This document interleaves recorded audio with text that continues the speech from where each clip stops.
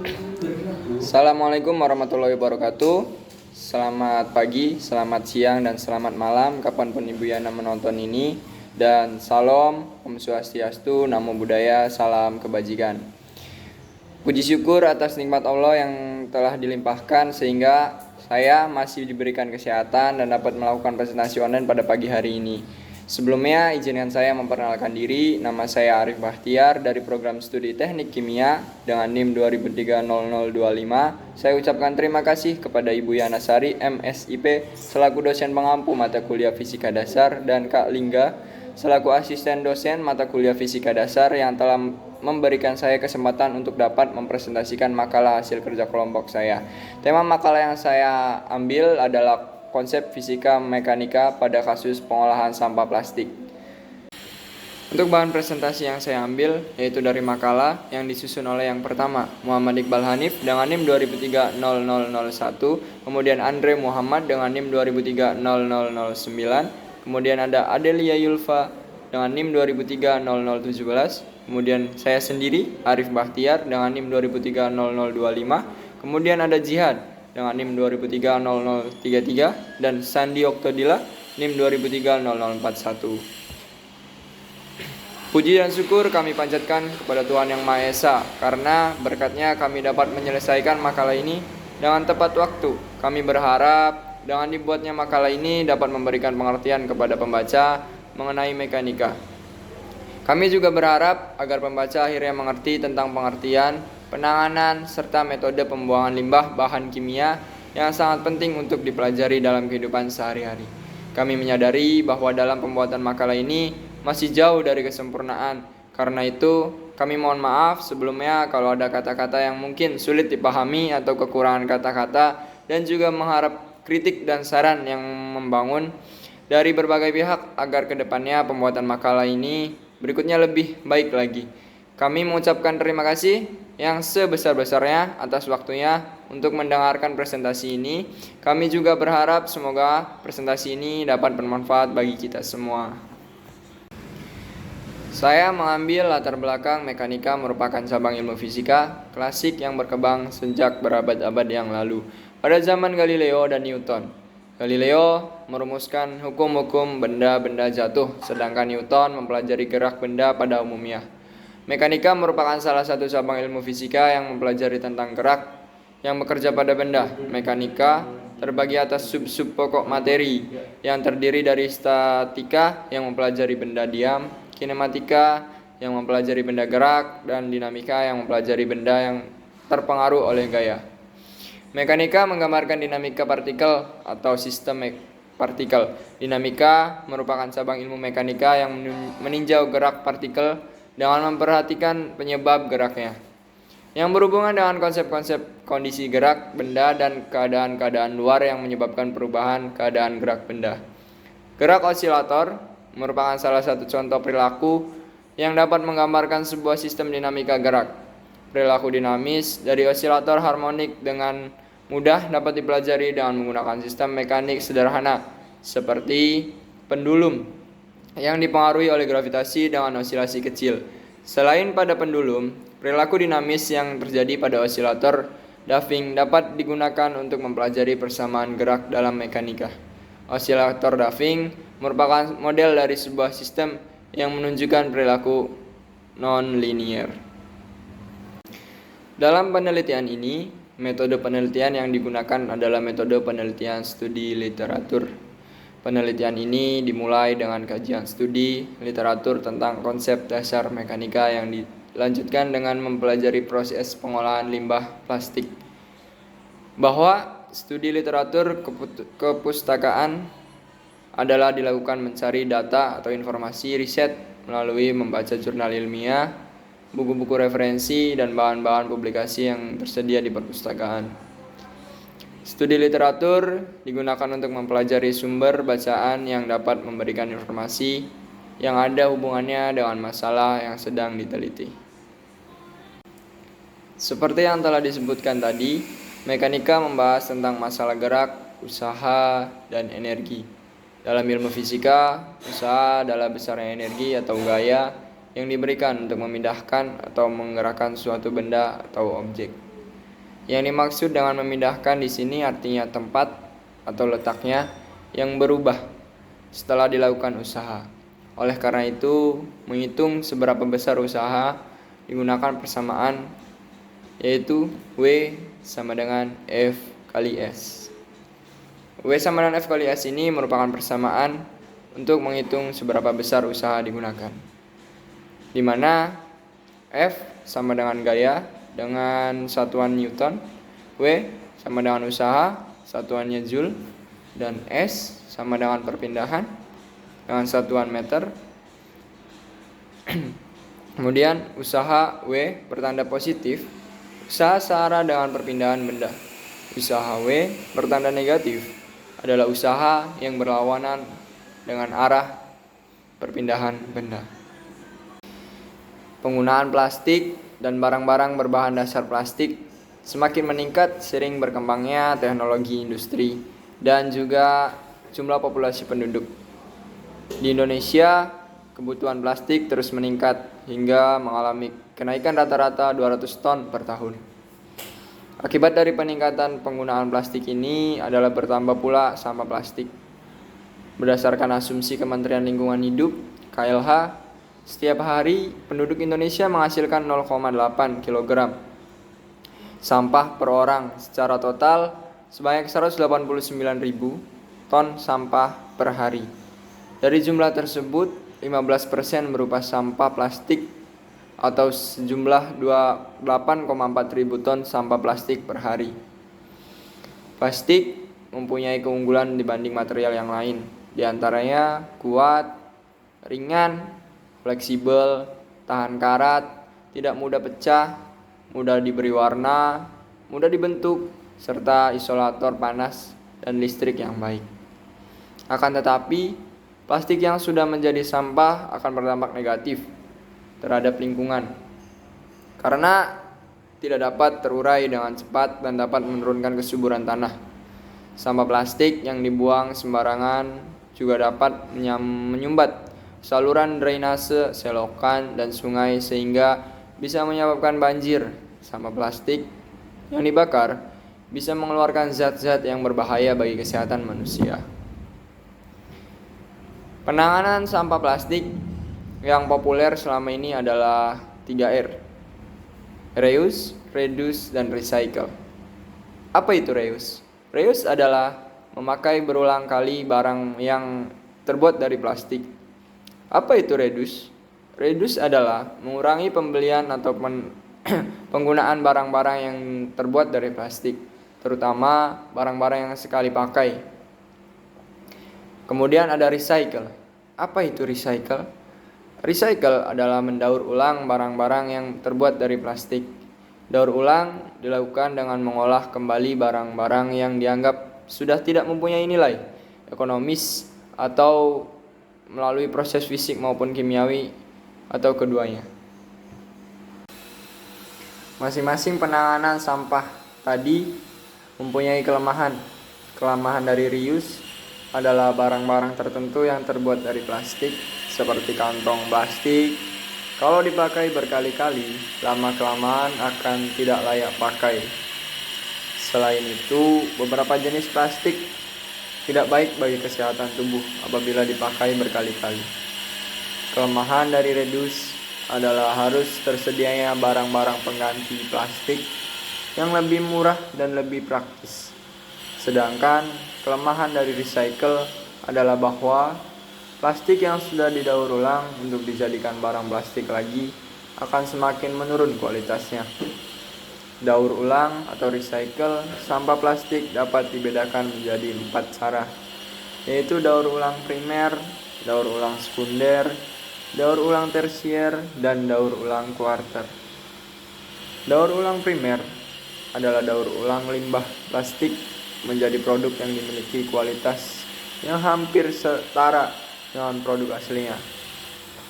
Daur ulang cara ini dapat dilakukan pada sampah plastik yang bersih, tidak terkontaminasi dengan material lain, dan terdiri dari satu jenis plastik saja. Daur ulang sekunder. Apa itu daur ulang sekunder? Daur ulang sekunder adalah daur ulang yang menghasilkan produk yang sejenis dengan produk aslinya, tetapi dengan kualitas di bawahnya. Kemudian ada daur ulang tersier. Apa itu daur ulang tersier? Daur ulang tersier adalah daur ulang sampah plastik menjadi bahan kimia atau menjadi bahan bakar. Daur ulang kuarter adalah proses untuk mendapat energi yang terkandung di dalam sampah plastik. Ini diambil dan dikutip dari Kumar dan kawan-kawan tahun 2011. Kantong plastik menjadi isu pembicaraan penting akhir-akhir ini. Di dunia pengolahan sampah, harganya yang murah, gampang ditemukan, dan mudah digunakan, membuat kantong plastik telah menjadi bagian dari hidup manusia. Hampir semua kemasan makanan, pembungkus barang, dan makanan menggunakan plastik dan kantong plastik. Belum lagi plastik untuk kebutuhan lain, seperti perabotan rumah tangga, mainan anak-anak, alat olahraga, peralatan elektronik, maupun medis, dan sebagainya. Plastik baru secara luas dikembangkan dan digunakan sejak abad ke-20, namun penggunaannya berkembang secara luar biasa dari hanya beberapa ratus ton pada tahun 1930-an menjadi 150 juta ton per tahun pada tahun 1990-an dan 220 juta ton per tahun pada tahun 2005. Plastik menjadi primadona karena beberapa sifat yang istimewa, yakni mudah dibentuk sesuai dengan kebutuhan, bobotnya ringan sehingga bisa menghemat biaya transportasi, tahan lama, aman dan dari kontaminasi kimia, air dan dampaknya aman sebagai kemasan barang maupun makanan, dan tahan terhadap cuaca dan suhu yang berubah. Dan yang lebih penting lagi adalah harganya yang murah. Fenomena booming sampah plastik ini telah menjadi momok yang menakutkan di setiap belahan bumi. Tidak saja di negara-negara berkembang, tapi juga di negara-negara maju seperti Amerika, Inggris, dan Jepang. Saat ini penggunaan material plastik di negara-negara Eropa Barat mencapai 60 kg per orang per tahun. Di Amerika Serikat mencapai 80 kg per orang per tahun, sementara di India hanya 2 kg per orang per tahun. Akibat sampah plastik yang memerlukan ratusan bahkan ribuan tahun untuk terurai kembali ke bumi, 57% sampah yang ditemukan di pantai berupa sampah plastik. Sebanyak 46.000 sampah plastik mengapung di setiap mil persegi samudra, bahkan kedalaman sampai plastik di Samudra Pasifik sudah mencapai hampir 100 meter. Bahkan menurut catatan lebih dari 1 juta burung dan 100.000 binatang laut. Di dunia atau di Indonesia, menurut data statistik persampahan domestik Indonesia, jenis sampah plastik menduduki peringkat kedua terbesar, 5,4 juta ton per tahun atau 14% dari total produksi sampah. Dengan demikian, plastik telah mampu menggeser sampah jenis kertas yang tadinya di peringkat kedua menjadi ke peringkat ketiga. Jumlah 3,6 ton per tahun atau 9% dari jumlah total produksi sampah. Menurut laporan Environmental Protection Agency atau EPA, di Amerika saja produksi sampah plastik meningkat dari kurang dari 1% pada tahun 1960 menjadi 12%. Atau sekitar 30 juta ton pada tahun 2008. Dari jumlah total produksi sampah plastik di negara ini, kategori sampah plastik yang terbesar berasal dari kemasan di wadah seperti botol minuman, tutup botol, botol shampoo, dan lainnya. Jenis sampah plastik juga ditemukan pada jenis barang plastik yang menggunakan penggunaannya bertahan lama seperti pada peralatan, perlengkapan, dan perabotan. Dan barang plastik yang penggunanya tidak bertahan lama seperti diaper, kantong plastik, cangkir, sekali pakai, perkakas, dan perlengkapan medis. Sementara itu, Inggris memproduksi sedikitnya 3 juta ton sampah plastik setiap tahun. Sebanyak 56% dari jumlah tersebut berasal dari kemasan dan 75% berasal dari sampah rumah tangga. Sampah kantong plastik yang dihasilkan oleh kota Jakarta saja sehari mencapai 1.000 ton. Sampai saat ini belum ada pengolahan khusus sampah plastik di tingkat kota. Namun, pemulung memiliki peran yang sangat penting dalam mata rantai daur ulang sampah plastik yang dilakukan secara informal. Namun, seiring dengan produksi plastik meningkat tajam dari tahun ke tahun, Kemampuan mendaur ulang mereka juga menunjukkan kondisi yang sangat memuaskan. Saat ini 80% masyarakat di sana telah memiliki akses pada kegiatan daur ulang plastik. Ini seiring pertumbuhan bisnis daur ulang yang meningkat, tercatat lebih dari 1.600 unit usaha terlibat dalam daur ulang plastik sehingga berbagai jenis plastik bisa didaur ulang. Selain memperkenalkan kegiatan daur ulang plastik, ilmuwan juga terus dipicu untuk bisa mencari alternatif lain bahan pengganti plastik konvensional. Maka saat ini mulailah diperkenalkan plastik ramah lingkungan, degradable plastik, biodegradable plastik atau bioplastik di tengah masyarakat. Di Jakarta, 3 produsen baru ini memperkenalkan dirinya memproduksi plastik ramah lingkungan di Indonesia. Ketiganya memiliki produk yang berbeda, tapi fokus produknya sama, yakni menyediakan alternatif kantong dan kemasan plastik yang ramah lingkungan. Kasus yang saya angkat pada presentasi ini adalah perancangan mesin pemadat sampah plastik dengan sistem kerja otomatis. Merupakan perancangan lanjutan dari rancangan mesin pemadat sampah yang sudah ada sebelumnya, yang masih menggunakan katrol manual. Rancangan mesin pemadat sampah plastik ini menggabungkan beberapa cabang ilmu mekanika dan elektronika. Mesin pemindah bahan, mekanika struktur, analisis motor, dan technical control. Sistem kerja otomatis ini adalah mengurangi mobilitas kerja manusia dan lebih menitik beratkan kepada kinerja dari rangkaian alat yang ada. Alat ini juga lebih praktis penggunaannya karena dioperasikan secara otomatis menggunakan perintah program pada PLC. Dari permasalahan yang ada, penelitian serta pengujian laboratorium cukup penting untuk memenuhi hasil pengujian yang memuaskan dan valid. Karena adanya sarana dan prasarana yang cukup menunjang pada peralatan laboratorium, hasil dari percobaan pada mesin yang disajikan dapat mendekati kesesuaian untuk hasil yang diinginkan. Sehingga penelitian ini nantinya dapat berguna di segala aspek, baik kepentingan akademik, media praktikum, ataupun implementasi pada dunia industri dengan skala yang lebih besar. Di masa yang akan datang, konstruksi struktur yang dianalisis harus dapat menahan beban yang terjadi pada rangka. Beban-beban tersebut dapat berupa beban gravitasi, beban geser, beban muatan, dan sebagainya. Salah satu sumber informasi mengenai penelitian terdahulu mengenai perancangan pneumatik pemadat sampah plastik karya Hakim Abdau tahun 2016. Dibahas secara lengkap mengenai perancangan mesin pemadat sampah untuk tujuan penanganan limbah plastik di lingkungan masyarakat. Dalam analisis desain 3 dimensi pada gambar 2 dibuat dengan menggunakan perangkat lunak komputer iDid Design, yaitu Autodesk Investor edisi tahun 2017. Berikut adalah gambarnya. Analisis struktur komputasi desain 3D. Dengan desain 3 dimensi terdiri dari desain part dan assembly. Desain assembly seperti yang ditunjukkan oleh gambar terdiri dari beberapa komponen yang utama, yaitu pneumatik, conveyor, ruang pres, panel PLC, meja, motor, sensor, komponen, dan pelengkap. Kemudian menentukan constraint. Pada analisis struktur rangka mesin pemadat sampah plastik, constraint yang digunakan adalah fixed constraint. Dengan fixed constraint, rangka desain untuk diam statis pada landasan yang telah ditentukan. Berikut adalah beberapa desain mesin pemadat sampah plastik otomatis.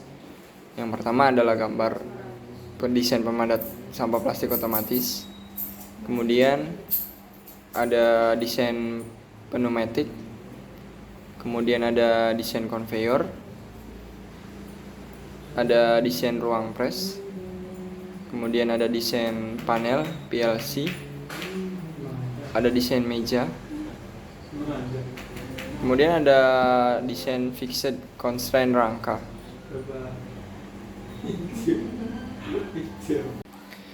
Pada perancangan ini, alat sudah berfungsi sesuai dengan deskripsi kerja yang telah ditentukan. Semua komponen dapat beroperasi sesuai fungsi dan kebutuhan kerja setiap komponen. Alat sudah dapat mengurangi mobilitas kerja manusia dan lebih menitik beratkan kepada kinerja dan rangkaian alat yang ada pada mesin.